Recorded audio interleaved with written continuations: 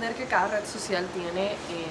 sus características propias y de alguna manera su esencia que hace que las personas que la utilizan la usen para unas cosas u otras. Twitter siempre se ha caracterizado por ser una red social de un corte mucho más profesional que Facebook. Facebook tradicionalmente y desde la razón por la cual fue creada es prácticamente como un sitio donde uno puede comunicarse con sus amigos, es un poco un tema más de casi que de suplir esa necesidad de chismosear lo que está haciendo el otro, mientras que Twitter es una red que sí se ha caracterizado por ser un sitio de debate, un sitio de compartir información y un sitio de sí estar en contacto con los círculos sociales, pero desde un punto de vista más abierto. Entonces por eso Twitter es mucho más a práctica o tiene un uso mucho más avanzado en temas de política, en temas sociales, porque al yo usar los hashtags, por ejemplo, puedo llevar mi conversación a personas que de otra manera tal vez no hubiese podido llegar. La característica principal de Twitter, que son los 140 caracteres, que hacen la conversación mucho más fluida, mucho más corta, mucho más concisa. Entonces vemos que tiene ese tipo de características que lo hacen mucho más favorable para lo que los políticos de alguna manera quieren hacer, que es llevar su mensaje a la mayor cantidad de gente y de la manera más efectiva posible. Las teorías de la comunicación siempre han tratado de explicar qué es lo que sucede con los mensajes que van desde los medios de comunicación hacia los públicos y cómo esos mensajes de alguna manera generan efectos en lo que la gente hace y en las percepciones que la gente tiene. Durante los años 80 y los 90, las teorías de la comunicación y más puntualmente las teorías que hablan de los efectos, en el poder de la televisión, porque en ese momento y en esa época la televisión era para la sociedad de ese momento el medio de comunicación más relevante o más importante y a través del cual más se enteraban de las cosas. Entonces durante mucho tiempo lo que salía en televisión era la realidad, era la verdad y era lo que pasaba. Hoy en día la tecnología y la inversión de la tecnología ha hecho que eso cambie un poco y de alguna manera hoy vivimos en una era en la que lo que dice el internet es lo cierto, lo que sale en internet es la verdad y lo que no está en internet no existe. Partiendo de esa base, muchas de las personas están utilizando las redes sociales como un medio de comunicación constante para empezar a tener toda esa información, empezar a adquirir conocimientos que le permitan realizarse una opinión,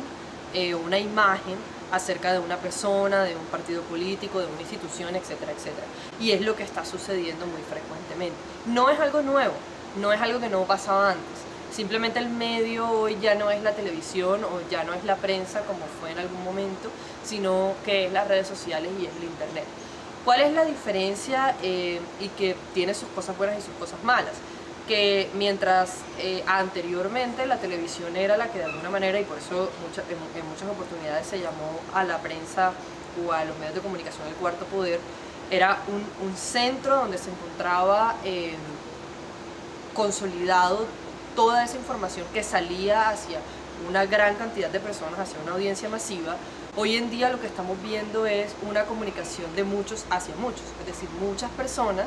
que son las que tienen esas redes sociales y que le hablan a sus audiencias que son igualmente masivas, mucho más masivas que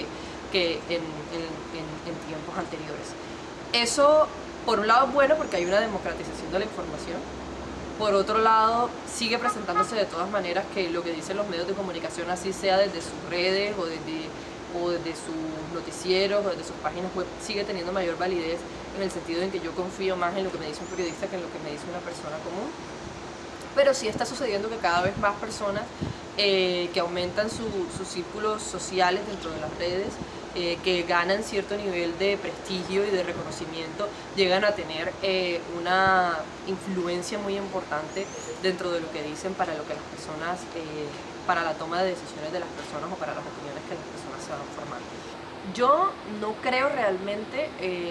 que uno tenga que echarle toda la culpa, como quien dice, al resultado del plebiscito a lo que pasó en redes sociales. Las redes sociales terminan siendo de alguna manera una evidencia o una radiografía de lo que está pasando en las sociedades actualmente. A través de las redes sociales nosotros podemos entender qué es lo que la gente está hablando, qué es lo que la gente está pensando y cómo se están generando esos debates en la misma sociedad. Lo que sí pasó en el plebiscito es que hubo una campaña muy fuerte de desinformación, a partir de la cual se comenzaron a difundir mensajes tergiversados y con informaciones erradas o con informaciones a medias, con informaciones confusas, que lograron que muchas de las opiniones se forjaran a partir de contenidos que no eran reales y que no estuvieron basados en lo que los acuerdos tenían. Al final, el plebiscito no fue una votación de estoy de acuerdo o no con un documento, sino una votación de si me gusta o no me gusta el expresidente Uribe, si estoy de acuerdo o no estoy de acuerdo con el trabajo que hasta la fecha había hecho el presidente Santos, si considero o no que la comunidad LGTBI debe tener un papel, si no importante, por lo menos una igualdad de derechos civiles dentro del país, y el tipo de religión que profeso, entre otras cosas que se vieron.